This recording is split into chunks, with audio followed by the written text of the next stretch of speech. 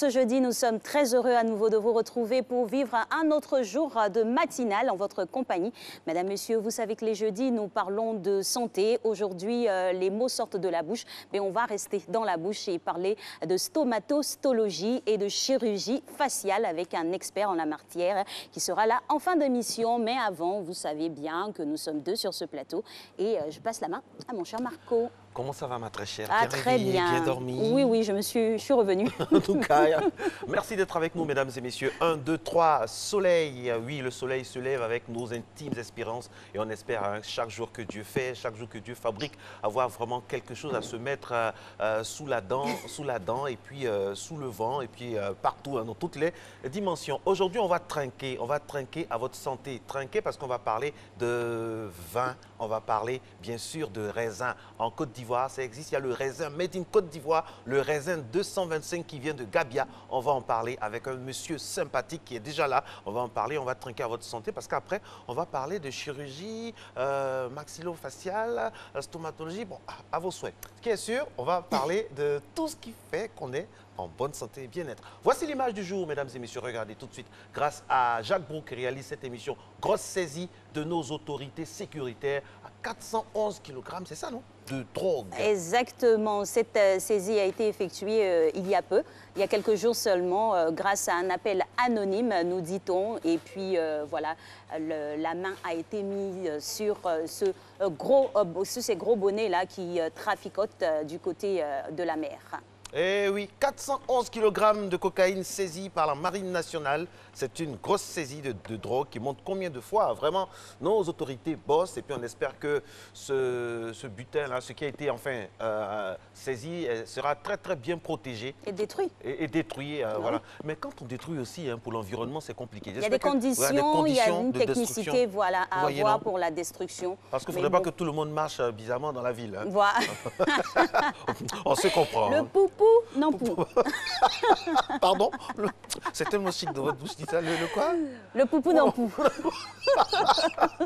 Merci d'être avec nous. C'est comme ça, Matin Bonheur. C'est tous les jours comme ça. C'est la bonne humeur. On est très, très heureux. On sacrifie notre nuit pour être d'appoint le matin pour vous.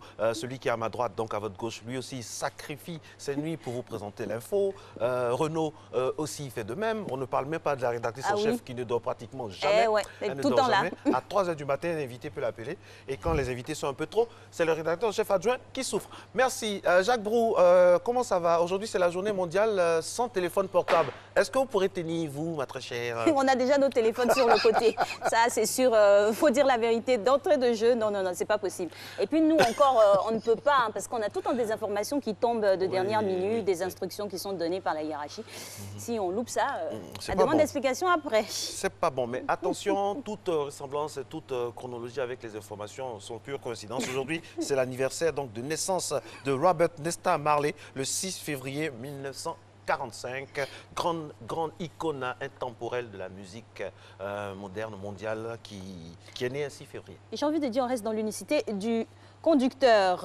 Et on a des noms à célébrer pour ce jour. Gaston. Aujourd'hui, 6 février. Eh ouais, Gaston.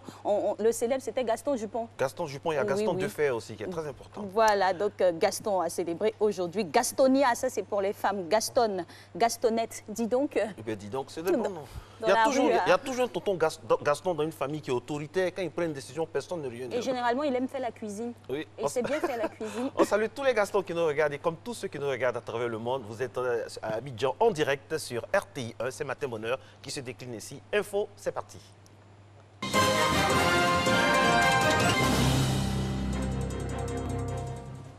Bonjour à vous, Alexis et Marco, madame, monsieur, bonjour. Bienvenue dans ce rendez-vous de l'actualité. Le gouvernement ivoirien a annoncé hier l'ouverture, le 10 février prochain, d'un concours d'entrée dans les centres d'animation et de formation pédagogique CAFOP visant le recrutement de 5000 enseignants du primaire. C'est l'une des décisions prises en Conseil des ministres ce mercredi au Palais présidentiel au Plateau. La réunion a informé sur plusieurs mesures visant à répondre aux préoccupations des populations. Écoutons le ministre Sidi Timoko Touré, il est le porte-parole du gouvernement. Au titre du ministère de l'Éducation nationale, de l'enseignement technique et de la formation professionnelle, le Conseil a adopté une communication relative au lancement officiel du concours d'entrée dans les CAFOP, session 2020. Dans le cadre de la politique de l'éducation de masse du gouvernement, qui vise notamment la scolarisation totale des enfants de 6 à 16 ans, de nombreuses infrastructures scolaires ont été réalisées ces 2 dernières années dans toutes les régions du pays, occasionnant un besoin important en personnel enseignant du préscolaire et du primaire. Aussi, un recrutement exceptionnel a été effectué en 2019 à la faveur du PS-Gov. Dans cette dynamique, le Conseil a donné son accord pour le recrutement de 5 000 jeunes diplômés du BPC qui recevront une formation initiale dans les CAFOP. L'ouverture des inscriptions pour le concours d'entrée dans les CAFOP est fixée au lundi 10 février 2020 et le déroulement des épreuves est prévu pour le samedi 25 avril 2020. Entrepreneuriat en milieu scolaire, bientôt en forum pour se pencher sur la question. Il aura lieu les 26 et 27 novembre prochains à Abidjan. C'est la ministre de l'Éducation nationale, de l'enseignement technique et de la formation professionnelle, Kandia Camara, qui a procédé au lancement lundi de la 2e édition du Forum national de l'éducation entrepreneuriale. Stéphane Loboué, Didier Nguessan. Les élèves du préscolaire, du primaire et du secondaire sont éduqués à la culture de l'entrepreneuriat. Ces apprenants sont instruits sur la gestion des micro-entreprises, une initiative de la direction de la vie scolaire, du ministère de l'Éducation nationale, de l'enseignement technique et de la formation professionnelle qui met en lumière le savoir-faire et le niveau d'appropriation par les élèves de l'esprit et des qualités d'entrepreneurs. Il y a eu une diffusion d'une note de service ministériel portant intégration de l'éducation entrepreneuriale dans les emplois du temps de plus de 2500 écoles préscolaires, primaires et secondaires. À travers l'éducation entrepreneuriale, la ministre de l'Éducation nationale, Kandia Camara, veut amener les apprenants à s'intégrer dans la vie active et répondre aux défis de l'employabilité. Elle invite les établissements à s'approprier le programme éducation entrepreneuriale. L'école doit donc s'ouvrir sur le monde du travail parce qu'elle ne doit pas évoluer en vase clos, fermée sur les réalités qui attendent demain les enfants d'aujourd'hui. Le 2e forum sur l'entrepreneuriat en milieu scolaire lancé par la ministre de l'Éducation nationale, s'articule autour du numérique et de la valeur humaine. 3000 visiteurs sont attendus les 26 et 27 novembre 2020. Les élèves participants y présenteront près de 100 projets. Que faire pour éviter les feux domestiques? Quelle attitude adopter lorsque nous sommes en face d'une personne en danger? Le groupement des sapeurs-pompiers répond à ces questions au cours d'une campagne de sensibilisation organisée avec Police Secours. Chris Diomandé, Astou Touré nous en parle. C'est une séance de démonstration avec des volontaires dans la commune d'Abobo pour représenter une scène quotidienne.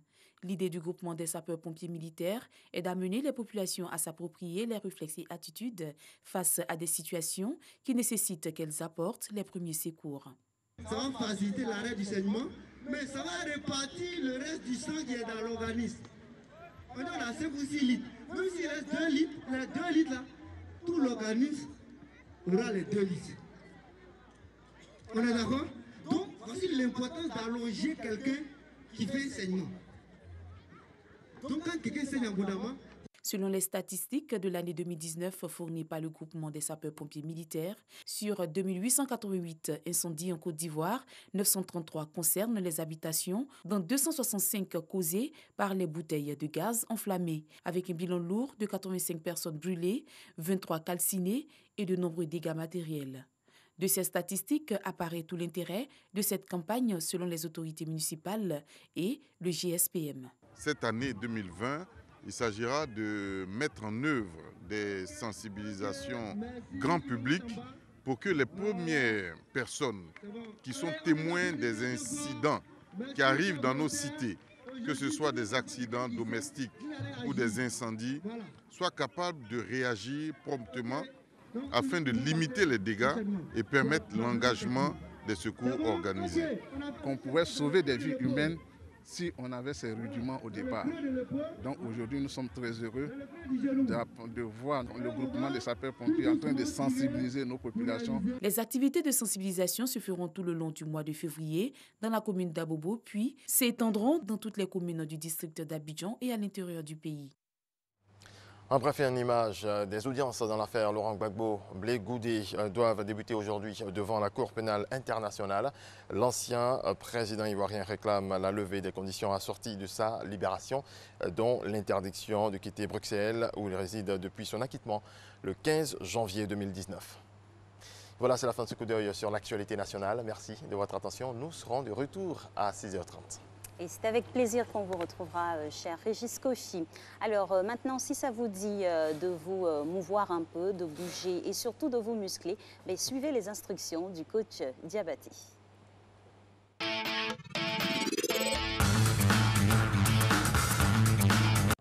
Bonjour chers parents, toujours coach Diabaté pour vous servir. Aujourd'hui, c'est avec le bâton.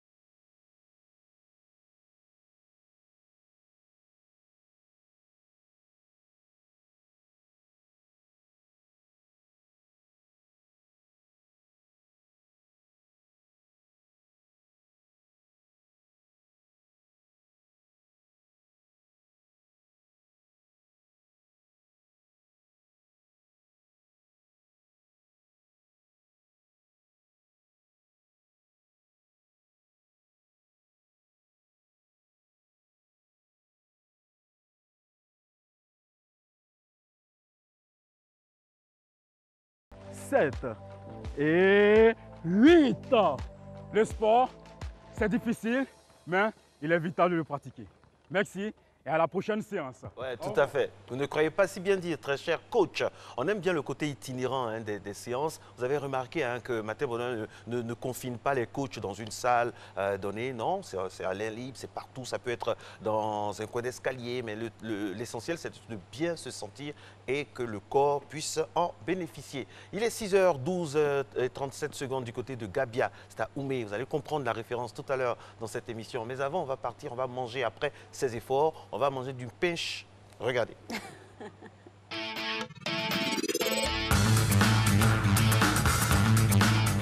On revient tout sourire avec le on dira pas la suite, mais plutôt vous proposer ce qui vient, c'est du pain brochette. Vous comprendrez, hein. C'est sûr qu'avec l'imagination fertile des Ivoiriens, on comprendra tout ça. Le pain brochette, voilà, c'est ce mets-là qu'on consomme généralement les matins ou les après-midi. Et puis, docteur Onvo nous a dit de consommer la viande, la protéine le matin avec du pain, c'est très bon. Jacques Brou, le réalisateur, veut me dire, non, Jacques Brou, je ne peux pas dire totalement, c'est pêche. Les enfants regardent. Pêche. Alors, c'est très apprécié. Hein. Dans la nomenclature des plats, de la nourriture appréciée en Côte d'Ivoire, ça vient en 3e position, après le garba et le placali. C'est ça. Donc, garba, après le garba, placali, pêche, pain brochette, voilà. Officiellement. On vend ça partout. Et puis, des fois, on peut accompagner ça de mayonnaise. C'est ça. Sa façon, pour parler comme les Ivoiriens. Oignon, tomate. Sans oublier le cancancan à l'intérieur. Ouais, voilà, c'est ce mélange d'épices-là. Le cancancan féminin et le cancancan masculin. Parce que maintenant, les cancans sont départagés vraiment. Là. Tout le monde a son cancancan. Okay. C'est très très bon. Et bon, moi, je n'ai pas goûté le cancancan masculin. Qu'est-ce que ça a comme goût et particularité? Non, vous ne pouvez pas le goûter. Oui, justement. Vous pouvez le vivre par transfert. Voilà, le découvrir peut-être à travers quelqu'un d'autre. Donc voilà, on disait que le pain, ça peut se manger aussi en goûter, mais en petit déjeuner aussi. Vraiment, il y a un endroit à Abidjan, on va pas dire... Côté de Marcory. De Marcory, qui est très, non loin de la mairie de Marcory d'ailleurs, qui est très apprécié. Je connais des gens même qui sont à l'extérieur, qui font des emportés dans du papier aluminium bien emballé, pour ne pas qu'à Roissy ou à Orly on soit chauffé. Mais en tout cas, c'est très apprécié. C'est le pêche. C'est le pêche. Le réalisateur de continuer les lettres là. C'est le pêche. Pourquoi on dit pêche? Pourquoi on dit pêche? Mais c'est le pêche. Voilà. C'est chut ou bien c'est pêche? Le pêche. Mais officiellement, c'est quelle viande, Jacques Brou? C'est pas en tout cas. C'est la viande de... C'est la viande de bœuf. Non, c'est la viande qu'on cuit avec l'eau. C'est la viande de bœuf, hein? Non, c'est la viande qu'on cuit avec l'eau. L-O. C'est pas gentil. En tout cas, bon appétit. Non, en tout cas, c'est très bon. Hein. Donc, très bon. Si vous faites un tour du côté de la Côte d'Ivoire en visite en tourisme, donc il faut essayer de goûter ce mets-là. Très, très, très, très bon. Bon appétit. Pain Brou. Voilà. Un grand aficionados de pain brochette qui vient maintenant. Lui, franchement, que ce soit à la Riviera 2 à Yopougon, il connaît tous les vendeurs. Et son vendeur préféré s'appelle Aliou. Il est du côté donc de Yopougon. Lui, c'est Renaud, la revue de presse, mais sans pain.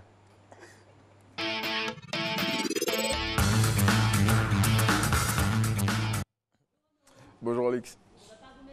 Ne vous inquiétez pas, c'est aujourd'hui que reprennent les audiences à la CPI du côté de la Hollande dans l'affaire Monsieur Laurent Gbagbo et Monsieur Blé Goudé. Bonjour à Marco et bonjour aussi à tous les téléspectateurs. Oui, l'enjeu majeur de ce nouvel acte dans l'affaire qui démarre ce jeudi, c'est la levée des restrictions imposées aux 2 ex-détenus de la Haye depuis leur libération. Leurs avocats, selon le Patriote, qui reprend un article de RFI.fr, vont tenter d'obtenir leur liberté totale afin que Laurent Gbagbo et Charles Blé Goudé, qui résident respectivement en Belgique et en Hollande, puissent regagner la Côte d'Ivoire. Face à la mobilisation que sonnent leurs partisans, le Patriote lance à sa une: Gbagbo ne sera pas libéré avant octobre. Et puis une reprise d'audience qui est de mise dans tous les compartiments de la presse de notre pays. Oui, l'expression en parle aussi. Le confrère qui cite les avocats de l'État de Côte d'Ivoire qui interviendront pour la première fois depuis l'ouverture de ce procès. Et selon ces avocats, le retour de Gbagbo et Blé Goudé serait un facteur grave de désordre en Côte d'Ivoire. Plus de détails dans l'expression de ce jour. Et nous dit-on, M. Nicolas Sarkozy refuse de recevoir M. Soro Guillaume. Oui, retranché en France depuis son retour manqué en Côte d'Ivoire le 23 décembre dernier, l'ancien président de l'Assemblée nationale, selon Soir Info, qui tient sa source de la lettre du continent, fait maîtres et pieds pour rencontrer l'ex-président français. À en croire l'article du Confrère, cette démarche de Soro, qui pour l'heure n'a pas trouvé un écho favorable auprès de Sarkozy, a pour objectif de créer les conditions de rapprochement avec le président Alassane Ouattara. Et puis le quotidien Le Matin s'intéresse à l'élection présidentielle.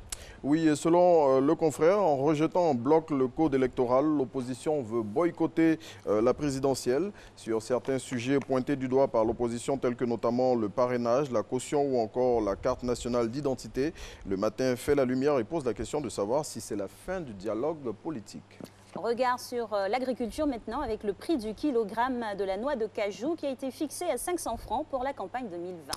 C'est plutôt à 400 francs CFA que ce prix a été fixé et c'est l'une des annonces majeures faites hier par le ministre Sidi Touré à la fin du Conseil des ministres. Cette mesure, selon Fraternité Matin, intervient au moment où s'ouvre la campagne commerciale de la noix de cajou pour l'année 2020. Avec ce prix, c'est une hausse de 25 francs CFA qui est observée par rapport à la campagne précédente. À côté de cette info, il faut noter aussi que 5000 enseignants vont être recrutés par le gouvernement à travers le concours d'entrée dans les CAFOP pour sa session 2020.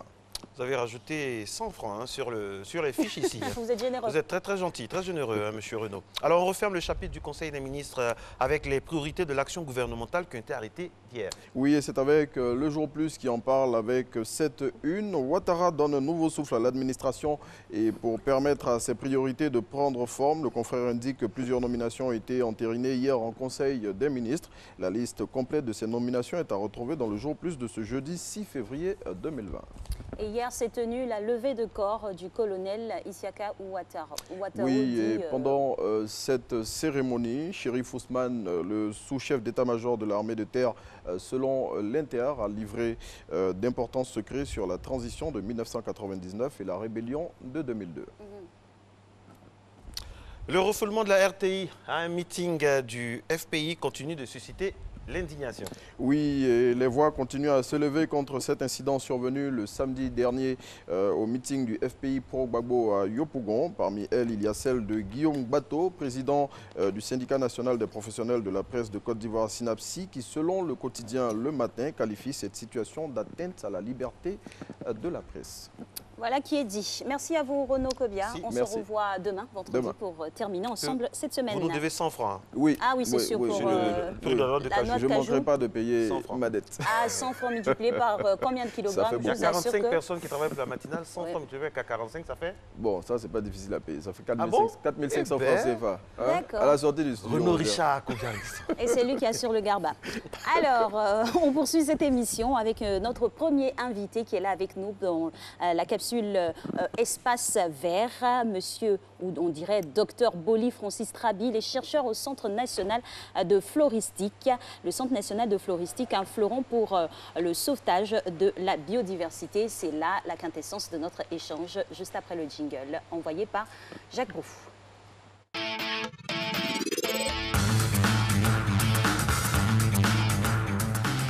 Docteur Boli Francis Trabi, passionné donc de recherche du Centre national floristique, un fleuron pour la sauvegarde de la biodiversité. Quel est l'état de la biodiversité en Côte d'Ivoire à l'heure où on se parle ce matin?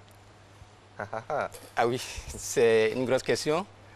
Mais avant de venir à vous, je voulais d'abord dire merci à ma hiérarchie, donc l'université Félix Houphouët-Boigny, au nom du président de cette université et de la direction du Centre national de floristique, centre pour lequel je suis là sur ce plateau. Pour revenir à votre question, c'est d'abord un point de vue global. Au niveau planétaire, j'allais venir de là pour dire que la situation n'est pas très réluisante. Oui, parce que dernièrement, le rapport de l'IPBES, qui est la plateforme intergouvernementale, scientifique et politique, sur la biodiversité et les services écosystémiques, a fait un rapport. Et ce rapport dit que 8 millions, sur les 8 millions d'espèces végétales et animales que compte le monde entier, il y a aujourd'hui 1 million de ces espèces qui sont vraiment en disparition. Et quand on veut toujours décliner, il y a près de 290 hectares de forêts primaires qui ont pratiquement disparu de notre planète. Et 85% de la zone humide qui produit la majorité de la flore est aussi en train de diminuer. Alors, l'État n'est pas aussi réluisant au niveau de notre pays, la Côte d'Ivoire, qui est à l'image donc de la planète. Et donc, de façon triviale, on le dit toujours, de 16 millions d'hectares de forêt que nous avions dans les années 60, nous sommes aujourd'hui à moins de 3 millions d'hectares. Oui, si nous voulons rester là, je crois que l'analyse n'est pas approfondie. Si nous voulons encore descendre, c'est que ce qu'on peut retenir, c'est qu'on a près de 20 espèces aujourd'hui sur l'ensemble de la flore ivoirienne qui ont disparu. Alors, docteur, face à ce postulat-là, qu'est-ce que la recherche arrive à faire pour résorber le problème? Oui, la recherche intervient à plusieurs niveaux, chacun dans son domaine, parce que l'environnement, il a le dos large. Mais d'abord, ce que la recherche fait, c'est de faire l'état des lieux. L'état des lieux, voir en sorte que faire un diagnostic, et à partir de ce diagnostic, on va maintenant en analyse. Analyser maintenant les résultats de ce diagnostic, de sorte qu'on fasse ressortir les espèces qui sont en voie de disparition, qui sont menacées et qui sont complètement, qui n'existent plus sur nos territoires. Voilà. Et en dernière position, nous faisons la vulgarisation. C'est ce que nous sommes en train de faire tous les jours. Nous faisons la vulgarisation à travers des documents, à travers des rapports, à travers des articles que nous produisons. Et c'est maintenant à l'État, l'aspect gouvernemental, de prendre des décisions. C'est sur la base de ces données que nous produisons que l'État, sinon les institutions, prennent des décisions. Alors justement, docteur, comment l'État pour qui vous travaillez, hein, parce qu'on a passé du temps, on va aller à l'essentiel aussi directement, c'est ça. Comment l'État pour qui vous travaillez appréhende l'environnement? Parce que nous, dans les campagnes électorales, quand on prend les programmes, on parle très peu d'environnement. Très peu, et vous n'allez pas me contredire, vous êtes d'accord, vous savez ça. Comment vous, quand vous parlez avec eux, comment vous arrivez, qu'est-ce que vous faites pour arriver à les convaincre, pour qu'on puisse augmenter vos budgets, pour que les Ivoiriens puissent sentir que sur le terrain, les choses peuvent changer concrètement? Justement, c'est ce que je viens de faire. Nous faisons la recherche. Et la recherche ne peut pas s'impliquer dans la politique. Oui, non, quand vous faites la recherche, les résultats, là, quand vous leur donnez, comment eux, ils appréhendent ça? Bien, votre question est belle. Nous faisons la recherche, nous leur produisons, nous faisons la vulgarisation des résultats de nos recherches. Et sur la base de la vulgarisation de ces recherches-là, l'état des lieux qui est présenté, le diagnostic qui est présenté à l'État, c'est sur ce diagnostic-là que l'État prend maintenant des décisions. Maintenant, les décisions sont à un certain niveau. Vous le savez, c'est au niveau supérieur. Nous produisons. Le rôle de la recherche, c'est de faire l'état des lieux, c'est de donner des résultats, de faire en sorte de tirer la sonnette d'alarme, comme vous le dites très souvent.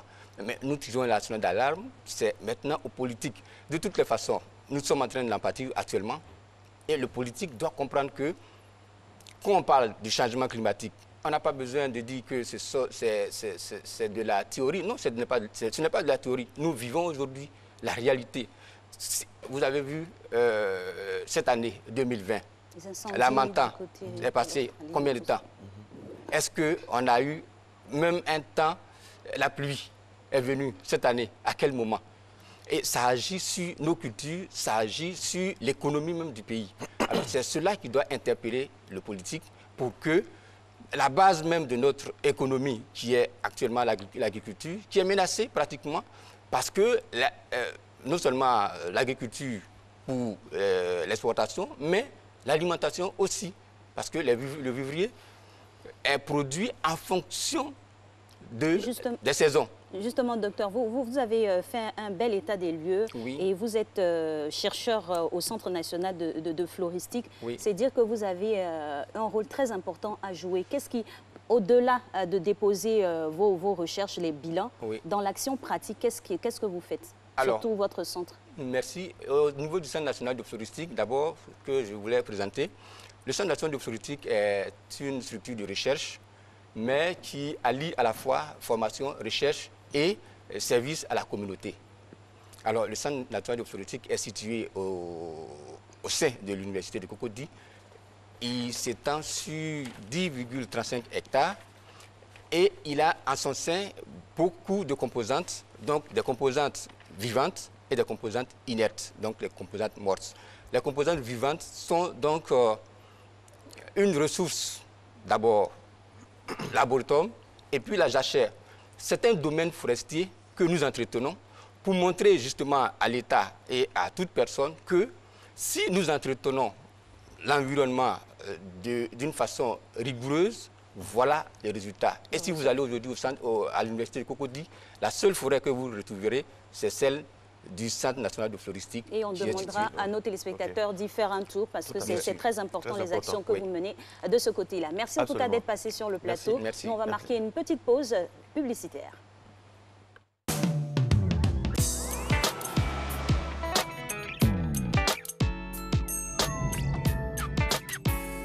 Un, 2, 3. Le grand concert offert gratuitement aux passionnés du sport et de la musique. Samedi 15 février 2020, de 15h à 20h au Palais de la Culture. 1. Des prestations en live. Serge Beno, Magic Diesel, Kajil, John Yale. 2. Des prestations en playback. Obans, Safari Lobiang, Mix Premier, Sidonie la Tigresse, Afou Keita et bien d'autres. 3. Des freestyles et des démonstrations exécutées par les sportifs. 1, 2, 3. Attention, retiens bien. 1. Tu te prépares. 2. Tu viens au Palais de la Culture le samedi 15 février à 15h. 3. Tu fais le show avec les stars du sport et de la musique. Le concert 1, 2, 3, c'est gratuit et ça va être zo. Partenaires RTI 1, RTI 2, RTI Boaké, Radio Côte d'Ivoire, Fréquence 2, RTI Digital.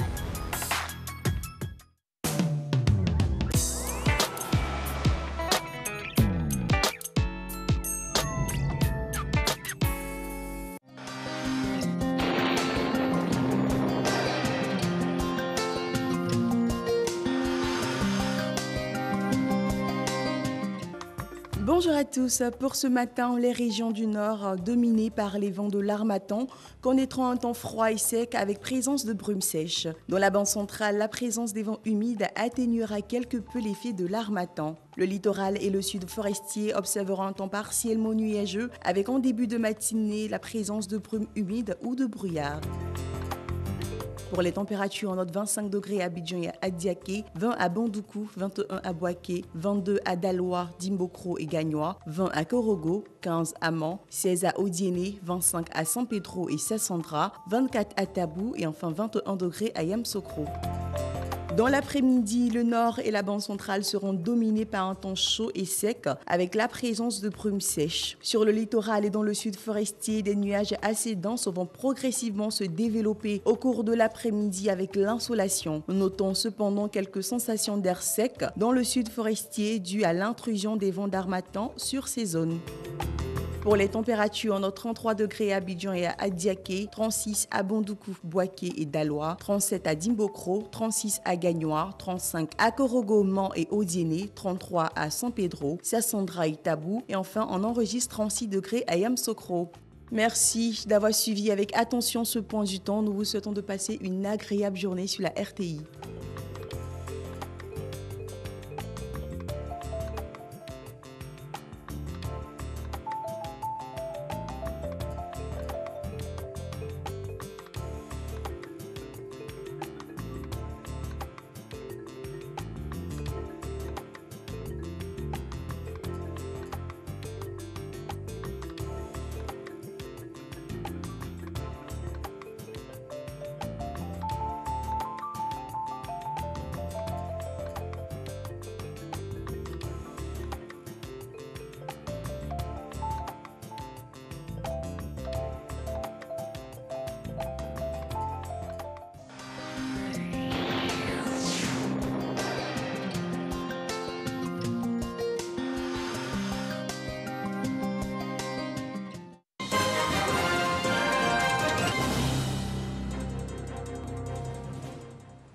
C'est l'heure de l'actualité africaine. Bienvenue, bonjour à tous. En Guinée-Bissau, la commission électorale a de nouveau donné mardi Umaro Sissoko Embalo, vainqueur de l'élection présidentielle, après une vérification des procès-verbaux du second tour demandé par la commission la communauté économique des États d'Afrique de l'Ouest pour tenter de sortir le pays de l'impasse politique. En Guinée, le référendum constitutionnel se tiendra le 1er mars et sera couplé avec les législatives. L'annonce a été faite par un communiqué de la présidence guinéenne, lu sur les médias nationaux mardi soir. J'ai signé le décret convoquant le corps électoral pour le couplage des élections législatives ainsi que le référendum pour la nouvelle constitution en Guinée pour le 1er mars 2020.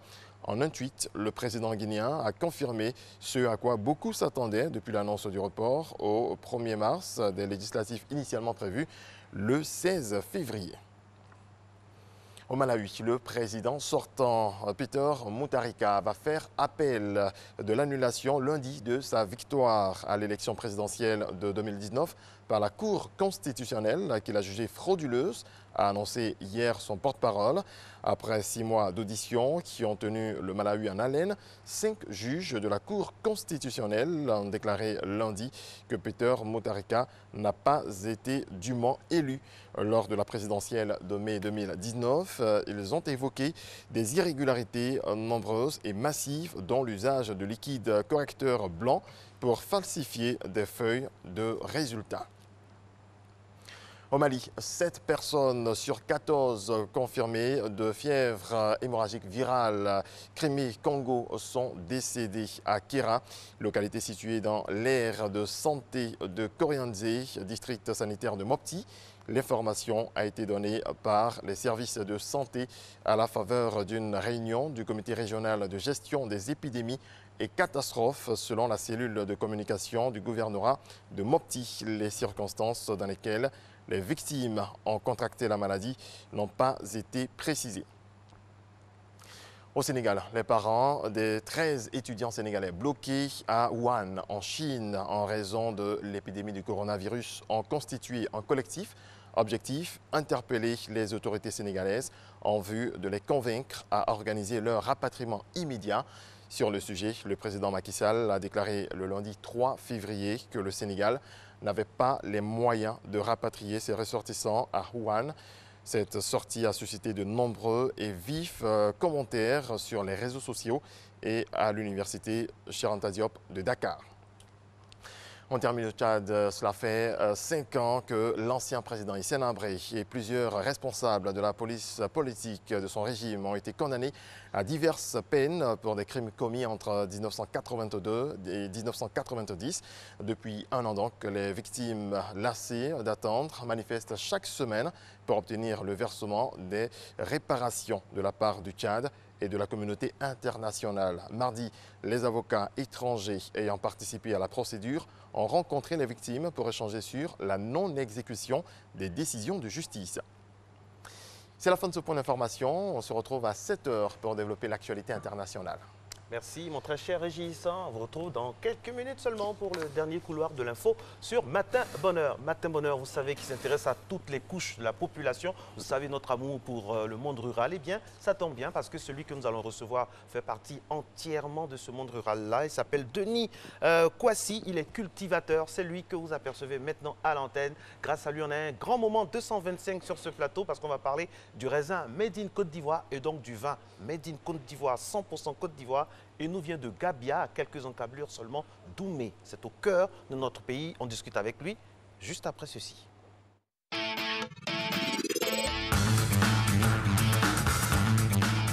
On pourrait dire qu'il a coloré la toile depuis quelques semaines maintenant. Nous l'avons reçu en exclusivité pour vous sur le plateau de Matin Bonheur pour parler bien sûr de la culture qu'il exerce. Bonjour Monsieur Kwasi.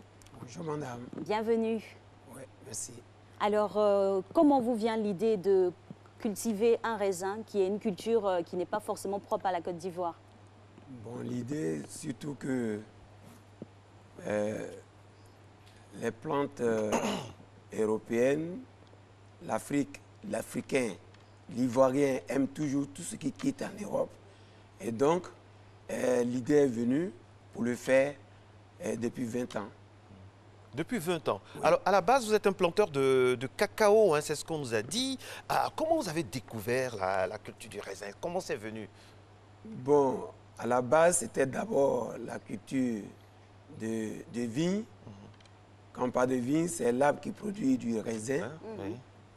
J'ai commencé depuis 2000. Et 8 ans après, bon, comme je n'avais pas de débouché, et j'ai commencé à faire le cacao. Sinon, par deux parts, c'est le champ de raisin que j'ai fait. Vous avez toujours été vigneron? J'ai été toujours vigneron.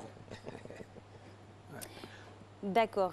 Et là, vous commencez la culture. 8 ans après, vous stoppez et vous reprenez. Qu'est-ce qui se passe? Bon, je n'ai pas stoppé. En faisant le champ de cacao, et je continue, voilà, je fais de façon alternée. Et d'accord, dans l'évolution, qu'est-ce qui se passait? Bon, dans l'évolution, bon, rien n'évoluait. Rien n'évoluait. Grâce à mon jeune frère, JM Vainqueur Champ, qui m'a lancé, grâce à lui aujourd'hui, ça a pris tout le monde entier. Et c'est pour ça que je suis très déterminé maintenant pour en faire plus. Alors, depuis, je rappelle hein, que c'est devenu viral, hein, votre vidéo sur la toile, les Ivoiriens se manifestent. Alors, concrètement, depuis ces moments-là, qu'est-ce qui a changé? Est-ce qu'il y a des personnalités, des gens qui vous ont approché pour voir un peu comment travailler avec vous, rendre ça plus professionnel, plus industriel? Bon, dans ma localité, les autorités viennent, je cours derrière eux en leur présentant des bourses. Bon, personne n'est venu en aide pour le moment. Jusqu'à présent? Jusqu'à présent.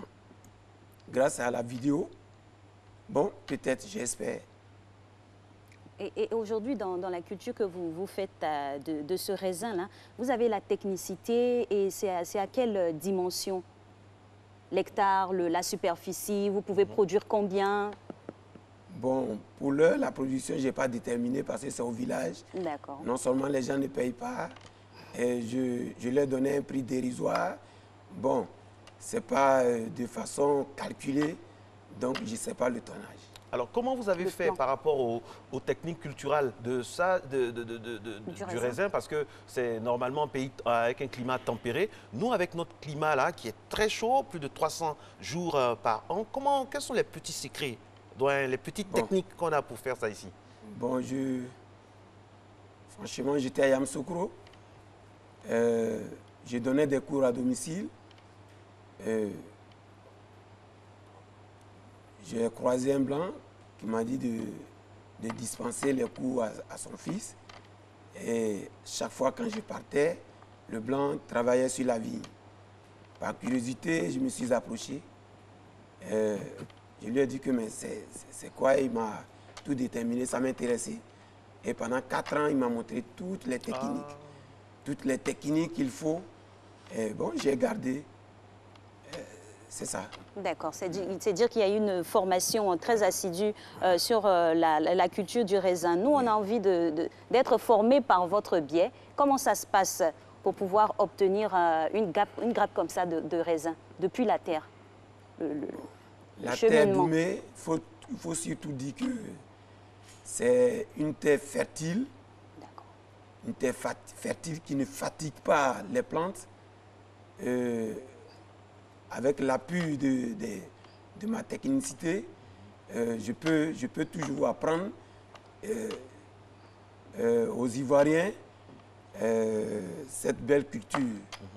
Voilà. Alors, quand vous travaillez, vous avez combien de personnes? Vous travaillez avec combien de personnes? Et puis, le vin qui en ressort, est-ce qu'il y a une différence avec, non seulement au niveau des grappes de raisin par rapport à ce qui est importé? Est-ce que vous faites un peu le distinguo parfois? Est-ce que vous faites un peu la comparaison? Oui, je fais la comparaison. Ce n'est pas les mêmes parce que le mien, c'est le bio. C'est le bio sans produit. Bon, ce que vous voyez, il y a des produits de conservation. Bon, j'en ai même fait goûter à des blancs ici sur place qui ont des grands magasins, des supermarchés. Grâce à la vidéo, ça a été apprécié, très apprécié que ce que vous voyez sur le marché. Donc justement, quelle est votre chaîne de production et de distribution? C'est sur combien de temps qu'on obtient ces grappes? Je reviens pour savoir le temps que ça met pour pouvoir faire pousser ça. Et puis la production du vin, comment c'est organisé? Bon, je reprenais un peu la la question. D'accord. Vous mettez combien de temps pour avoir le raisin là et combien de temps pour produire le vin et comment vous distribuez? C'est 3 questions. Bon, 3 questions. Bon, la première, combien de temps? Vous parlez de la culture. Exactement. Bon, dès qu'il est planté, il fait 8 mois. D'accord. 8 mois de production, il faut lui créer des branches. D'accord. Plusieurs branches pour pouvoir avoir beaucoup de production. Bon. Ensuite? Ensuite, vous parlez du marché. Comment écouler? Exactement. Bon, c'est maintenant. C'est maintenant parce que j'étais vraiment dans un circuit fermé. Un circuit fermé grâce à la vidéo de JM Vainqueur que le monde s'est ouvert. Donc, je suis vraiment déterminé. En tout cas, vous avez, grâce à vous, hein, M. Kwasi, on connaît aujourd'hui Gabia de plus en plus, on connaît Oumé. Alors, qu'est-ce que vous avez à dire à toutes ces personnes qui nous regardent pour ce côté-là? Parce que c'est une grande victoire aussi hein, pour les agriculteurs de notre pays. Vous êtes comme un porte-étendard. Qu'est-ce que vous avez à dire? Vous avez besoin d'aide concrètement dans quel facteur, dans quel secteur concrètement? C'est que d'abord, ce que j'ai à dire à la population, ce n'est plus la population d'Oumé, c'est aux Ivoiriens. Au monde. Hein? Au monde même d'ailleurs. Moi, je leur disais que la vigne, c'est une culture héréditaire. C'est une culture de génération en génération. Parce qu'il fait 50 ans de vie, pas qu'il meurt, mais on peut, c'est-à-dire il fait plus de 100 ans. Il est là pour tout temps. C'est un héritage. Bon, les gens sont penchés sur une histoire de cacao. Je leur dis non. Venez, on va faire la vie. Bon, ça, c'est dans un premier temps. Bon, la deuxième question, j'oublie un peu. Est-ce que, quand vous regardez un peu, vous avez besoin de quoi concrètement là pour vous épanouir encore plus? Dans quel secteur? De moyens, que ce soit à Oumé ou bien au niveau global, ou ceux qui nous regardent de l'extérieur qui peuvent vous aider? Vraiment, après cette vidéo, il y a eu plusieurs qui m'ont appelé. Il y a beaucoup qui ont fait des propositions. De quel ordre? Bon, des propositions, d'autres veulent investir. Très bien. D'autres veulent que je les accompagne. D'autres veulent même m'envoyer vraiment en Europe. Des billets d'avion pour une formation? Oui, pour une formation. En immersion dans les grandes villes productives. J'ai une formation encore plus perfectionnée. Et donc, j'attends. D'accord. J'attends. Et en l'état actuel des choses, vous travaillez seul, vous travaillez avec des jeunes, d'autres personnes qui sont aussi passionnées que vous? Au départ, j'ai organisé un petit groupe de 12 personnes qui avait un chef équipe Bagnon. Au bout de 2 à 3 à 4 semaines, n'ayant pas les moyens, ils m'ont tous abandonné, je suis resté seul. Ah oui. Sinon, j'avais créé une association qu'on appelait Avigassi, Association des vignerons de Gabia en Côte d'Ivoire. Bon, si vraiment j'avais eu le soutien de m'aider pour que nous soyons nombreux, vraiment je ne serais pas aujourd'hui là. Mais là, vous êtes sur le plateau de Matin Bonheur. Ça va déclencher plein de choses. Les gens vont se manifester d'une façon ou d'une autre. Là, à ce moment-ci de nos propos, vous êtes le seul, hein, qu'on peut dire, en Côte d'Ivoire à faire cela. Oui. Vous êtes pratiquement le seul. Oui, oui. Alors, nous, en Côte d'Ivoire, heureusement, malheureusement, on est très tendance café, cacao. Ce n'est pas mauvais, mais il faut aussi, comme le président Houphouët-Boigny le disait à un certain moment, la diversification aussi de nos produits. Maintenant, moi, je reviens sur ma question. Vous avez besoin de quoi concrètement? Vos ambitions. Parce que ceux qui nous regardent, ça peut être des statisticiens, des gens qui veulent vous aider, on ne sait jamais. Qu'est-ce que vous voulez pour pouvoir vous épanouir? Et puis, est-ce que le sol, c'est le sol d'Oumé seulement? Ou bien on peut faire aussi ça à Yamoussoukro, chez moi à Bongouanou, à Diekabo? Est-ce qu'on peut faire ça là-bas aussi, partout en Côte d'Ivoire? Bon, je réponds à la dernière question. Oui, est-ce que après, vous allez me rappeler Il n'y a pas de souci. les premières questions. Bon, la vigne trie beaucoup de sol. Hein. Ah, d'accord. Ça trie beaucoup de sol. Bon, il faut dire que ce n'est pas dans tous les sols que la vigne pousse. D'accord. il faut être concret. Donc, il y a des recherches, concrètes à faire sur la texture, la qualité des différents sols. Du coup, vous avez besoin de quoi maintenant, concrètement, pour être plus performant? Bon, j'ai besoin, ceux qui veulent me donner les moyens, je les embrasse. Mais le courage que j'ai présentement, en tout cas, c'est pour agrandir mon champ. Justement, oui. la superficie, c'est vrai que vous avez dit que vous n'avez pas encore estimé, mais vos ambitions vous font penser à quoi? Qu'est-ce que vous voulez avoir? Parce que quand on voit en Europe, par exemple, les grands vignerons, c'est des étendues de terre sur lesquelles ils cultivent. Vous, aujourd'hui, voilà, c'est des domaines pratiquement. Vous, aujourd'hui, quel est votre rêve? Bon, mon rêve, c'est d'agrandir, comme vous venez de le dire. J'ai au moins 3 hectares vraiment qui m'appartient. D'accord. Je voulais même étendre jusqu'à cette superficie-là. OK. Maintenant, le vin qui sort de là, vous faites du vin. Il y a du vin qui est produit là. Oui. Alors, pourquoi vous n'êtes pas venu avec? Qu'est-ce que nous, on vous a fait ce matin? Vous pouvez venir avec, ça fait quoi? Alors, est-ce que ce vin-là, vous l'avez testé à des manifestations officielles, peut-être à la mairie d'Oumé, je ne sais pas, je dis n'importe quoi. Comment il est produit? Est-ce qu'il y a les vendanges? Est-ce que c'est comme en Europe où les gens vont marcher on marche sur les raisins et tout ça? Quelle est votre technique de production? Bon, moi, j'ai un grand frère qui est professeur d'anglais, M. Kakou. Et il a un appareil qui extrait le jus.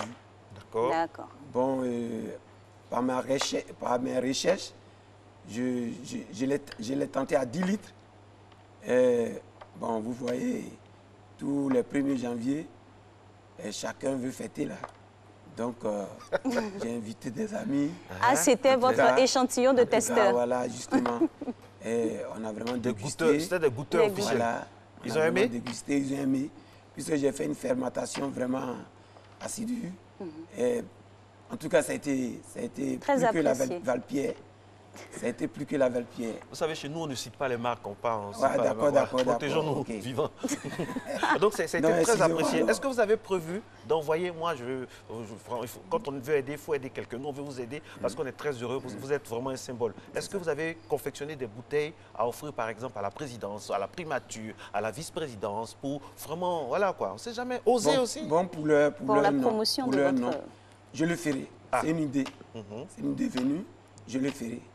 Et puis, quand on va vous appeler, n'oubliez pas qu'Alix et Marco vous ont reçu sur ce plateau. Quoi. Sans faute. On peut aller avec vous. Oui, c'est ne vous oubliez pas. En dernière question, on va vous le rappeler encore. Alors, je voulais savoir, est-ce que ça nourrit son homme? Parce que vous avez parlé du café, du cacao. Depuis la nuit des temps, on a envie de dire pour notre pays, ça marche. Est-ce que le raisin, ça marche dans la vie de son cultivateur? Bon, aujourd'hui, je peux vous dire que le raisin ne fait pas grand-chose pour le moment. Mais par rapport à la vidéo, je pense que ça va me suffire. Ça va me suffire. Mais à part le raisin, je fais un peu de cacao. Le pain que je porte, c'est moi je l'ai confectionné. J'aime des choses rares. J'aime vraiment des choses rares. Je n'aime pas les trucs populaires. J'aime ce qui sort de l'ordinaire, franchement. Et nous, on aime ça aussi, parce que nous aussi, on n'aime pas ce qui coule à rue, ce qui est populaire. C'est pour ça qu'on vous reçoit, on se permet de vous recevoir en exclusivité. En exclusivité ce matin. C'est votre premier passage, c'est son premier passage télé après le boom de cette vidéo. Alors, voilà la question que j'ai envie de vous poser, je reviens là-dessus encore. Si on veut vous aider ailleurs, à Oumé même là, qu'est-ce que les gens pensent? À Oumé, le maire, le député, président du conseil, c'est pas... Est-ce qu'ils vous ont approché? Parce que c'est aujourd'hui, il faut tout dire. Après, ce ne sera pas facile de vous avoir. Oui. Nul n'est prophète chez soi. Personne ne me considère. Franchement, moi-même, je cours. Ils savent, eux tous, ils savent. Depuis 20 ans? Depuis 20 ans, ils savent. Beaucoup en ont goûté. Ils savent. Mais j'attends. Peut-être qu'ils voient l'importance. Le fils... C'est quand il a le bonheur que le père le reconnaît en tant qu'un enfant intelligent. Je pense que ça peut aller. D'accord. On ne va pas forcément épiloguer sur toutes ces assertions-là, mais Dieu merci, vous voyez, avec la magie du digital, aujourd'hui, vous êtes vu au niveau extérieur et plus encore dans notre pays. Qu'est-ce que pratiquement, pour surenchérir la question de Marcelin, vous avez besoin de quoi? Je ne sais pas, c'est des semences pour pouvoir cultiver en masse, c'est du matériel, des machines, c'est quoi aujourd'hui? Vous avez besoin de quoi? Justement, pour la semence, ne vous inquiétez pas. D'accord. Je peux servir même toute la Côte d'Ivoire. Wow. Ça, il n'y a pas de problème. Wow. Mais, comme vous venez de le dire, j'ai besoin vraiment des moyens. Mais les moyens, on ne le détermine pas, puisque ça vient de soi. Celui qui me donne, je prends. Structuré aussi. Voilà. Je viens de recevoir un message, je pense qu'on va vous appeler. Moi, j'ai une très bonne nouvelle pour vous. On va vous appeler certainement avant midi et j'espère que vraiment ça va bien aller pour vous. Remerciements à toutes ces personnes-là qui sont tapis dans l'ombre, qui nous regardent et qui aident les personnes qui font avancer les choses dans notre pays. Mais Monsieur Kwasi, vous êtes venu avec... Il faut qu'on teste. Voilà, Alix et moi, on veut tester. Ça, c'est pour nous, là. Oui, c'est pour vous. Non, laissez ça dans le truc comme ça. Voilà, c'est beau comme ça. En exclusivité, les 2 premiers animateurs à tester. À goûter le raisin du Gabia. On y va, attention. C'est historique, hein? 1, 2. Mais c'est trop bon. Oh, c'est magnifique. Ouais, c'est bon. Croyez-nous. Ouais. C'est magnifique. Désolé de manger à l'antenne. Ouais. Mais c'est pour la Côte d'Ivoire qu'on fait ça. Bah ouais. Je peux partager avec vous? Avec plaisir. Non, vous êtes déjà dedans depuis longtemps. Oui, il faut partager, Marcelin. Non, monsieur, depuis 20 ans, vous n'êtes pas un peu dégoûté? C'est vrai. Alice, allons-y. Non, mesdames et messieurs, c'est ça. L'avantage, oui, je sais. Ouais, c'est bon. C'est très bon. Vous avez combien d'enfants? Vous êtes mariés, tout ça? Comment votre famille vous soutient dans ce sacerdoce du vin là? C'est pas évident. Comment vous faites avec votre famille? Vous avez, on m'a dit, vous avez 6 enfants, c'est ça, hein? Oui, 6 enfants. 6 enfants. Ils s'intéressent aussi à ça, votre amour pour Passez le relais, hein? Vous n'êtes pas éternel. Bon, passez le relais. Je les force des fois. En travaillant techniquement, j'appelle mon fils. Il dit, viens regarder. Je vais l'initier. Comme il est encore tout jeune, je vais l'initier. Il le fera. D'accord. Quand vous dites l'initier, là, quels sont les topos à savoir? Par exemple, le planteur qui nous regarde à Zoukoube, qui est dans la région des montagnes. Est-ce que son sol-là est adapté aussi au vin? Bon, comme je ne l'ai pas encore vu. Non, je vais dire le sol en Côte d'Ivoire, où il y a les montagnes. Là. Est-ce que le sol-là peut produire du Comment raisin? il doit tester son sol pour pouvoir produire aussi? Pour lui dire ça en direct, quoi. Ben oui, il faut. Il faut partager. Bon, j'aime partager, mais je n'aime pas aussi mentir. Il faut voir le climat, il faut voir la terre, il faut faire une détermination de la terre pour ne pas qu'on me traite de menteur. Oui, parce que si on vous dit que la vie ne pousse pas en Côte d'Ivoire, soit en Afrique, c'est par rapport à la détermination de la terre que les gens ont eu. Peut-être que la première terre, le premier sol qu'ils ont trouvé ne pousse pas. Oui, c'est vrai. Donc, ils ont généralisé. Or, par contre, il y a des contrées de terre qui poussent.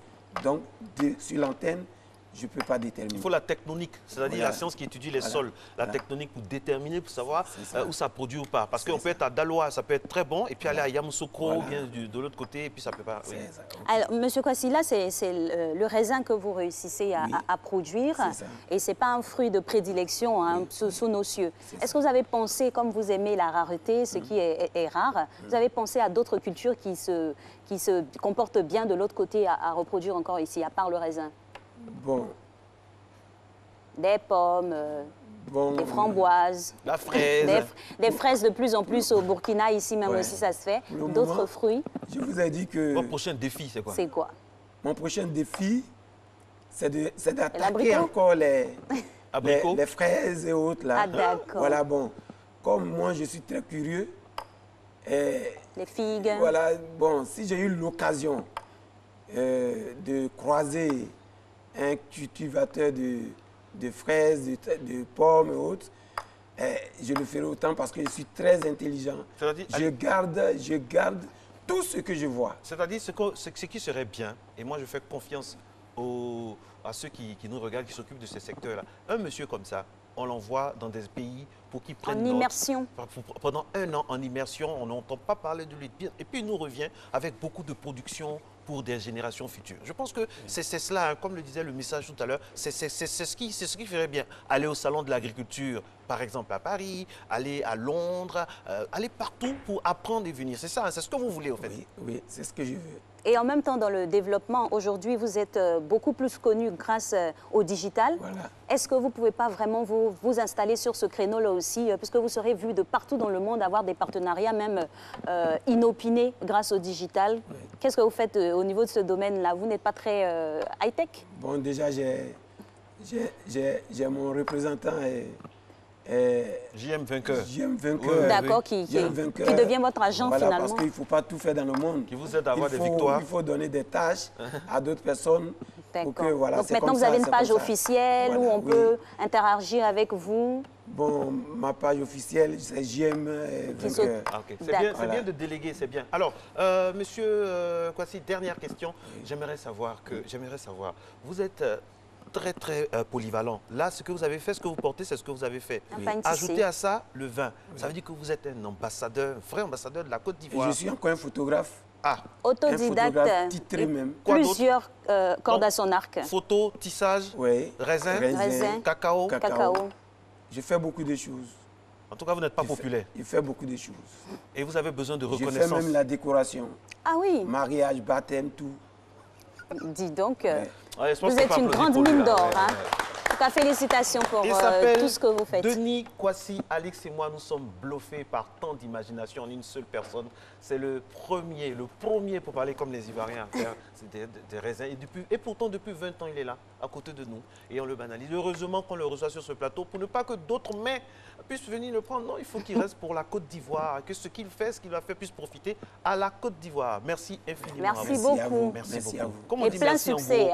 Ibo. Kava. Merci beaucoup. Merci beaucoup, monsieur.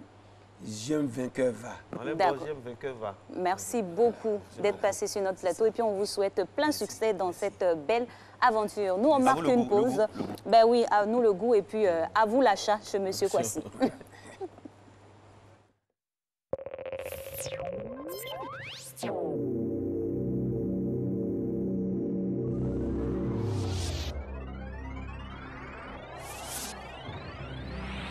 Du nouveau à RTI Publicité. À l'occasion de la Saint-Valentin, bénéficiez de remises exceptionnelles sur nos packs vitrines pour une meilleure promotion de votre commerce aux heures de pointe. Vous êtes une boutique, un espace de distribution, un magasin, un hôtel, un restaurant ou un maquis. Cette offre est faite pour vous. Contactez vite nos agences RTI Publicité au 22 40 12 50. Plateau 22 40 12 50. Poste 47 43 et 46 32.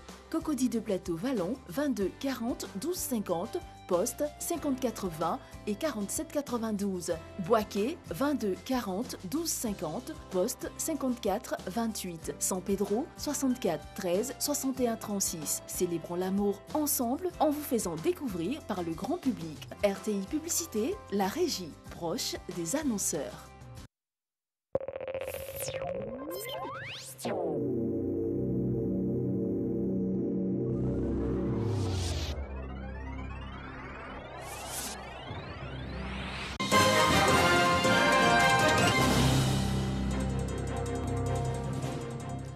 Merci de nous rejoindre dans l'actualité internationale. On démarre aux États-Unis. Kirk Douglas, qui restera dans la légende du cinéma américain pour son rôle dans le film Spartacus, est mort hier à l'âge de 103 ans. Hollywood pleure l'un de ses derniers grands monstres. C'est son fils Michael Douglas qui a rapporté la nouvelle. C'est avec une immense tristesse que mes frères et moi nous annonçons que Kirk Douglas nous a quittés pour le monde. Il était une légende, un acteur de l'âge d'or du cinéma, mais pour moi et mes frères, Joël et Peter, il était simplement papa, a écrit Michael Douglas sur sa page Facebook. En Turquie, un avion de ligne avec 177 personnes à bord s'est brisé et a pris feu après être sorti de piste à l'atterrissage à Istanbul hier. Un accident spectaculaire qui a fait un mort et 157 blessés. L'avion en provenance de la ville d'Izmir, dans l'ouest de la Turquie, est sorti de piste en raison des mauvaises conditions météorologiques, selon le gouverneur d'Istanbul, Ali Yerlikaya. Aux États-Unis, le Sénat américain a acquitté hier Donald Trump. Sans surprise, les parlementaires ont jugé le président des États-Unis non coupable concernant 2 chefs d'accusation, abus de pouvoir et entrave à la bonne marche du Congrès. La Chambre haute a jugé le président, je le disais, non coupable d'abus de pouvoir par 52 voix contre 48, reflet quasi fidèle du rapport de force entre la majorité républicaine et la minorité démocrate. Et la chef démocrate de la Chambre des représentants, Nancy Pelosi, a manifesté de façon spectaculaire mardi son désaccord avec Donald Trump en déchirant sa copie de son discours prononcé devant le Congrès, alors que le président américain venait d'achever son discours sur l'état de l'Union. Nancy Pelosi, qui était, suivant la tradition, debout derrière lui, à côté du vice-président Mike Pence, a pris le document disposé devant elle et l'a déchiré.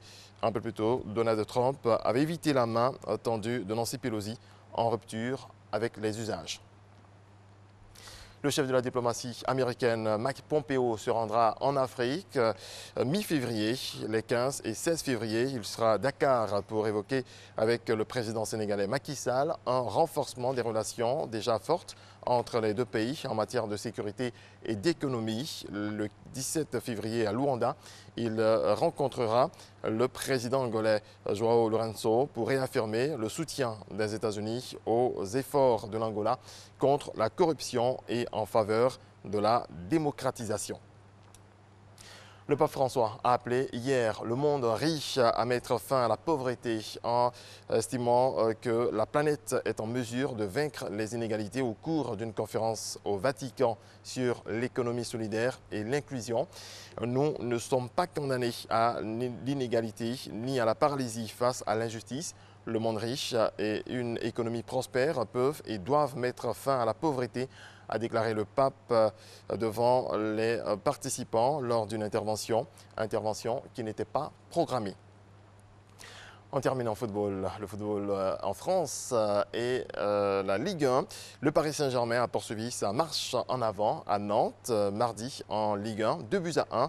Non sans quelques frayeurs à la fin, mais avec sa star Kylian Mbappé qui a répondu par une passe décisive à la polémique née de son remplacement samedi dernier.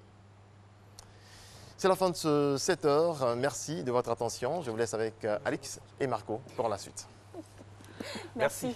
Merci infiniment à très cher Régis. Voilà, vous pouvez goûter aussi pour tester. Ok, on va tester. Voilà, raisin de Gabia. Raisin de Gabia, made in Côte d'Ivoire. Comment vous le trouvez? Très bon. Vous ne partez pas avec moi. Oui, allez-y, allez-y. Okay. Jacques Brou en haut me demande d'avoir aussi sa part. Jacques, il y en a assez pour tout le monde. On a assez pour tout le monde, hein, ouais. Allez, merci. Il y en a assez pour tout le monde au niveau de l'info également. Après l'info officielle, on a l'info ciblée, structurée avec bien sûr la santé. Et sur ce plateau, nous allons recevoir Kwaku Konan René, médecin spécialiste stomatologie et chirurgie maxillo-faciale. Voilà, j'y arrive. Avec lui, nous allons discuter un peu de ce thème-là très très important, juste après ce générique.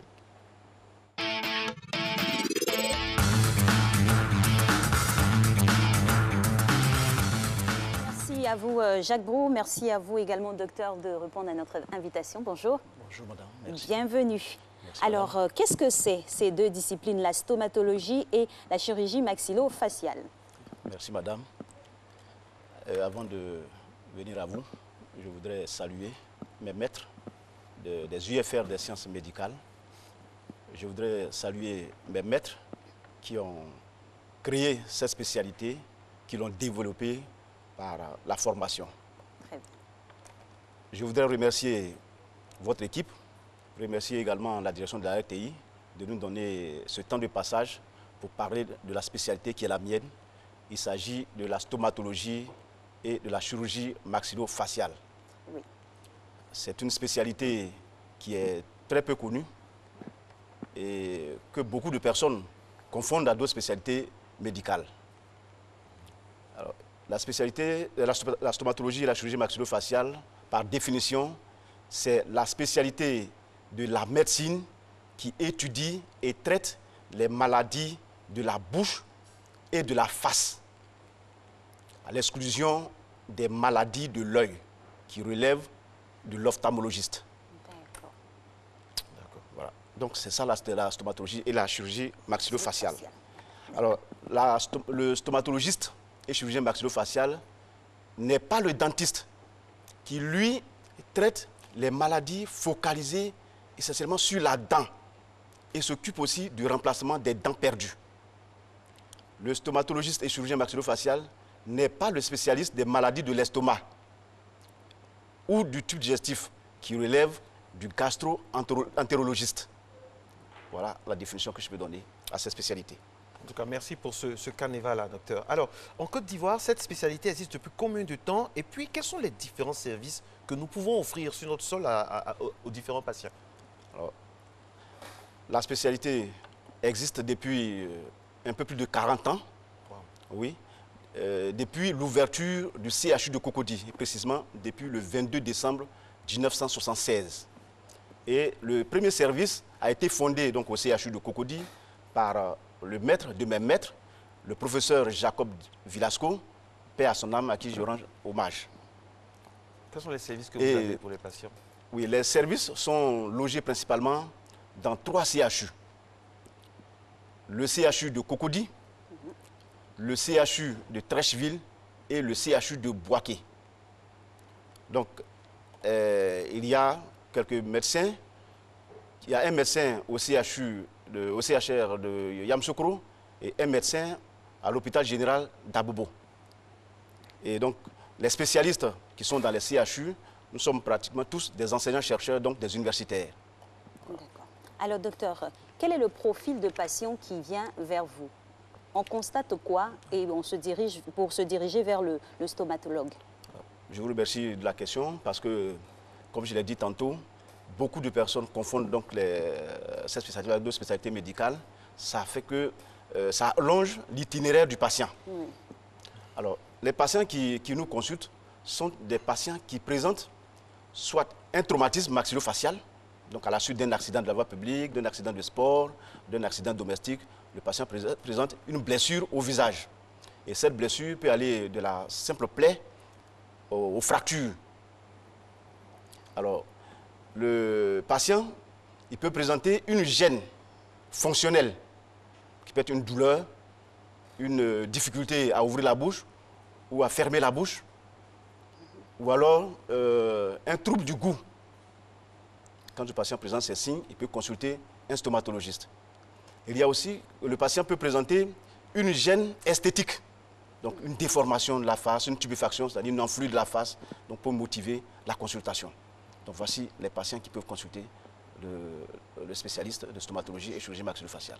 Très souvent, on voit sur la toile, au niveau médical, et même dans les revues spécialisées, les revues médicales spécialisées, des miracles, entre guillemets, faits par vos soins, par vos confrères, sur le visage, tout ça. Est-ce qu'en Côte d'Ivoire, on est à même de faire ça? Et puis, si ça a été fait, quels ont été les cas? Et puis, quand est-ce que ça a été fait en Côte d'Ivoire, la première fois où on a vraiment essayé on a résolu un problème vraiment dit inespéré concernant votre domaine? Oui, il y a beaucoup de patients que nous prenons en charge, des patients qui présentent des tumeurs, des volumineuses tumeurs de la face, dites des tumeurs historiques, que nous opérons et qui retrouvent la symétrie faciale et qui se réintègrent socialement. Il y a des patients, comme je l'ai dit, qui présentent des problèmes esthétiques que nous prenons en charge et qui après retrouvent le sourire. Je vais donner l'exemple des maladies malformatives.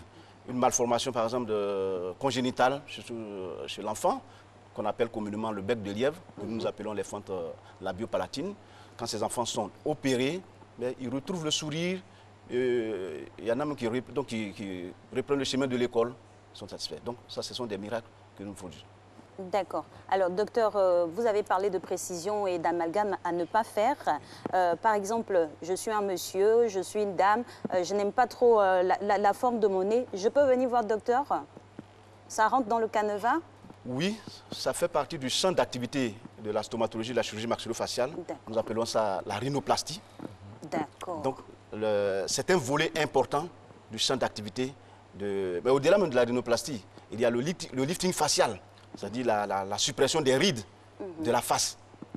Il y a aussi le lipofilling facial, c'est-à-dire l'injection de graisse pour donner du volume, un volume harmonieux de la face. Ça, c'est de la chirurgie esthétique.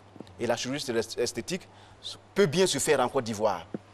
Nous la faisons, mais ce n'est pas développé dans les services publics parce que la chirurgie esthétique a ses exigences.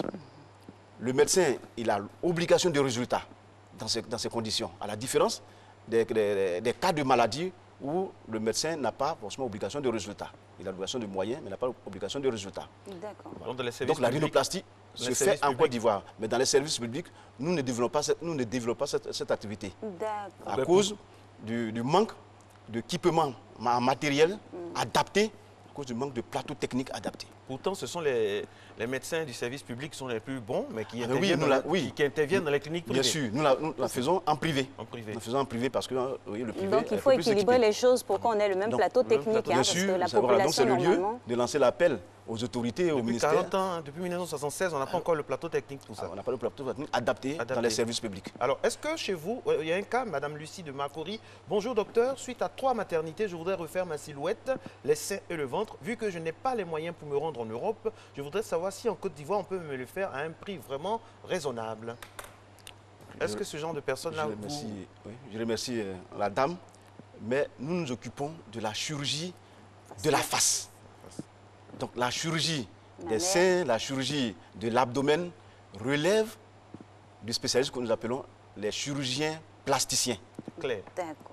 Donc je demande à cette patiente de consulter un chirurgien plasticien. Si ça concernait le service existe aussi à Chute de Trache. Si ça concernait la bouche, ou bien oui, les yeux, la face, les paupières. Donc nous faisons les blépharoplasties, c'est-à-dire les paupières tombantes, les blépharoplasties, donc les lipofillings faciaux.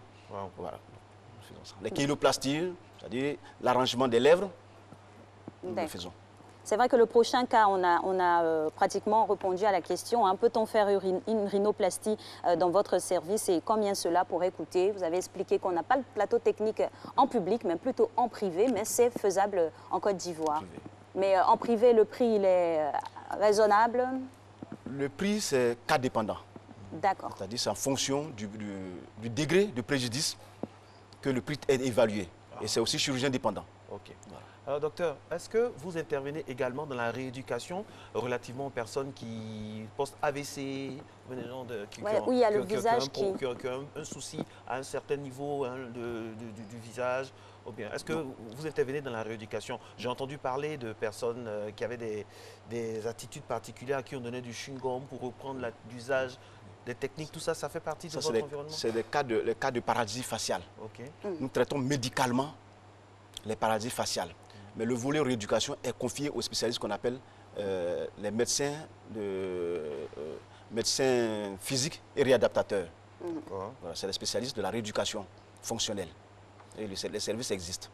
D'accord. Alors, docteur Marcelin l'a évoqué à l'entame de ses propos. Sur la toile, on voit plusieurs vidéos de fabrication, même de prothèses pour des espaces du visage. Est-ce que c'est fait ici?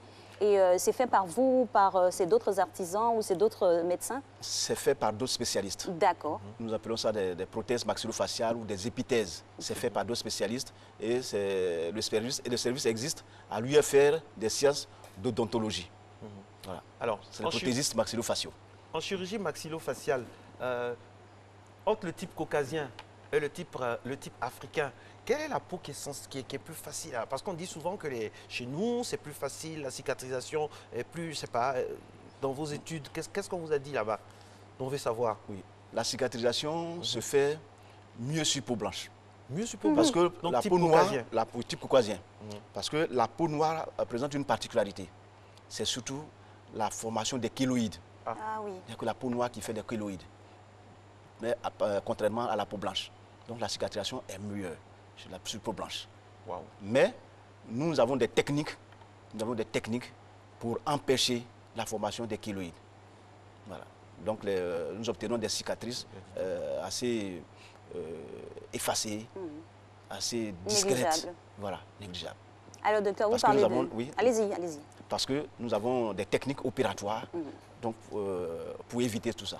D'accord, justement, c'était pour abonder dans le même sens, parlant des techniques. Quels sont les genres de cas que vous avez vous nous avez parlé, par exemple, de ce qu'on appelle généralement le bec de lièvre, mais on a pour des grands accidentés, on a des tumeurs aussi. Comment ça se passe? On enlève des peaux ailleurs pour revenir placer? Comment ça se passe concrètement avec vos techniques? Oui, ça dépend des cas. Par exemple, pour les tumeurs volumineuses, l'exirèse donc des tumeurs volumineuses, c'est-à-dire l'enlèvement de la tumeur volumineuse, peut entraîner une perte de substance, qui soit osseuse ou qui concerne des parties molles. En ce moment, on est obligé de faire un apport de tissu, soit osseux, soit tissu mou, pour combler ces pertes de substance. Donc on parle alors de greffe osseuse ou de greffe de peau ou de greffe de muscles. Donc nous le faisons aussi. Docteur, vous êtes là aussi pour la prévention. C'est pour ça qu'on a la chance de vous avoir.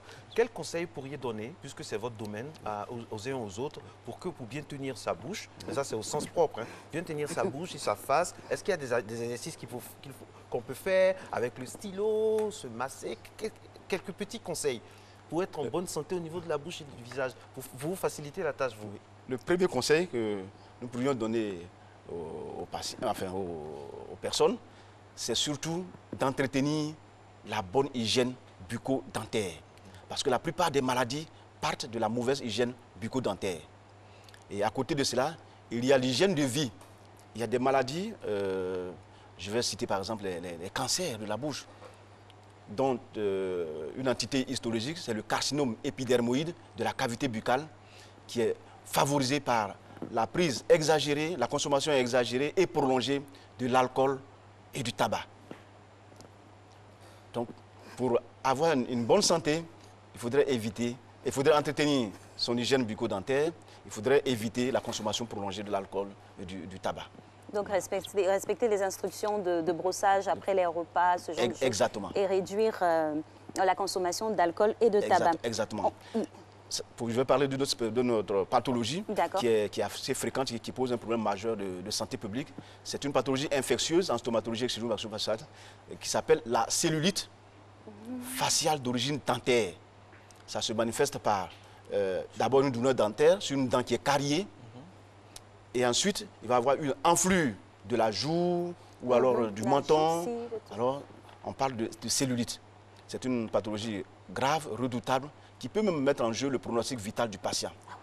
Et la plupart du temps, c'est aggravé par certains médicaments que nous appelons les anti-inflammatoires non stéroïdiens qui sont pris par automédication. Lorsque le patient a une douleur dentaire, alors il va s'acheter le médicament dans la rue et il prend l'anti-inflammatoire. Ça aggrave la maladie. C'est pour ça que c'est délicat. Dans certains pays, c'est pour ça que c'est très délicat même d'arracher une dent. Ça passe par plusieurs protocoles. Il y a beaucoup d'étapes à suivre, tout ça. Est-ce que c'est le cas en Côte d'Ivoire? Oui. C'est vrai que vous n'êtes pas dentiste, mais je veux dire, est-ce que c'est le cas? Parce qu'ici, du jour au lendemain, on peut enlever la dent. On s'arrache une dent. Est-ce qu'ici, on a le même protocole qui vient de plus en plus? Bien sûr, l'extraction dentaire a ses indications. Et puis, il y a vraiment une procédure pour extraire une dent. Il faut d'abord assurer une bonne asepsie, c'est-à-dire qu'il faut désinfecter la cavité buccale bien, on a des produits antiseptiques pour désinfecter la cavité buccale. Et mieux, avant d'extraire une dent qui est cariée ou qui est malade, il faudrait faire prendre un antibiotique, on parle d'antibioprophylaxie, pendant 2 ou 3 jours avant l'acte d'extraction dentaire. Et après l'acte d'extraction dentaire, il faut prescrire des médicaments pour lutter contre l'infection secondaire. Et ça permet d'éviter les complications de l'extraction dentaire. D'accord. Et c'est dire que tout part de la bouche? Ah oui, tout part de la bouche. Pour la santé faciale? Pour la santé faciale, tout part de la bouche. Il faut faire attention vraiment à sa bouche. Alors, il y a un mot qui est sorti, notamment le massage, et ça rentre dans la ligne droite de l'esthétique et tout. On a des centres d'esthétique où on fait des massages faciaux. Est-ce que c'est indiqué? Il faut avoir une technique pour ne pas perturber on va dire, la nature même ou l'évolution de la face? Oui, ça c'est du ressort de la médecine physique et de réadaptation. C'est leur spécialité, ils savent comment le faire. Nous sommes des médecins prescripteurs de médicaments, nous sommes des chirurgiens. Et lorsque le patient a un besoin de rééducation, nous confions le patient aux médecins de la médecine physique et de réadaptation. De plus en plus, on parle et on apprend aux enfants dans les écoles à bien mâcher les aliments parce que c'est un exercice qui est très, très important, surtout pour vous. Qu'est-ce qu'on peut dire là-dessus? Oui, la digestion, le premier point de départ de la digestion, c'est la cavité buccale. Oui. Donc la première partie du tube digestif, c'est l'entrée, la porte d'entrée du tube digestif, c'est la cavité buccale. Et la bouche doit assurer sa part d'activité avant que le bol alimentaire ne tombe dans l'estomac. Parce que ce que les dents peuvent faire, l'estomac le fait difficilement. Donc il faut prendre le temps de mastiquer les aliments, de bien mâcher les aliments avant de les avaler. Sinon, vous allez développer des maladies de l'estomac, notamment des gastrites, des ulcères gastriques. Donc la digestion buccale est très importante. Il y a des enzymes dans la cavité buccale donc, qui participent à cette première étape de la digestion. Donc il ne faut pas sauter cette première étape. Donc j'attire l'attention chez des patients qui sont édentés, total ou partiellement édentés, et qui ne vont pas se faire remplacer les dents. Ces patients, ils ont tendance à avaler les aliments. Mais l'être humain n'est pas un reptile. Donc le tube digestif de l'être humain n'est pas adapté aux aliments qui ne sont pas mastiqués d'abord. D'accord. Alors, vous avez parlé de quelque chose d'important, hein, c'est le remplacement de dents qui seraient tombées naturellement ou par choc. Est-ce que ça se fait dans nos services publics? Et à quel coût pour toutes ces personnes-là qui manqueraient des dents, qui sont réticentes à partir parce qu'elles se disent que ça va coûter cher, les prothèses dentaires et autres? Oui. Là, nous parlons de la santé. Nous parlons il faut éviter les maladies générales provoquées par le défaut, le déficit de la bonne digestion. Donc la santé, vous avez demandé combien coûte. La santé n'a pas de prix. La santé n'a pas de prix. Donc nous prenons en charge des patients qui, au cours d'un traumatisme, présentent soit une fracture dentaire, une perte dentaire. Nous les prenons en charge. On peut conserver la dent. Il y a des techniques pour conserver une dent qui est même sortie de la cavité buccale. Mais dans les premières heures, nous avons des techniques pour conserver cette dent, pour réimplanter cette dent dans la bouche et conserver cette dent. Quand la dent est perdue depuis plusieurs heures, depuis plusieurs jours, alors nous ne pouvons plus la conserver. En ce moment-là, on pense à la restauration prothétique. Et la restauration prothétique dentaire est du ressort du chirurgien dentiste. Et à vous entendre parler, on imagine que vous vous retrouvez très très souvent ensemble avec vos confrères voisins, les dentistes, la société d'auto-stomatologistes, tout ça. Vous travaillez de concert pour que vraiment les soins soient ciblés, plus appropriés. Dans notre pays, la Côte d'Ivoire, qui comporte beaucoup de cadres de santé, on ne le dira jamais assez. Merci infiniment à vous, docteur Kwaku Konan René. Vous êtes médecin spécialiste stomatologie et chirurgie maxillofaciale. Avec vous, on salue tous vos maîtres, leur mémoire pour ceux qui ne sont pas là, et puis aussi tous vos confrères qui abattent un travail magnifique dans notre pays. On peut beaucoup faire ici, il suffit seulement de donner les moyens adéquats à toutes ces personnes citoyennes-là qui font beaucoup pour la santé de notre pays. Allez, que la santé soit avec vous, et on se retrouve demain, c'est le finish, c'est la finale. Jacques Bou a réalisé cette émission, il s'est occupé de votre confort visuel, on se retrouve demain.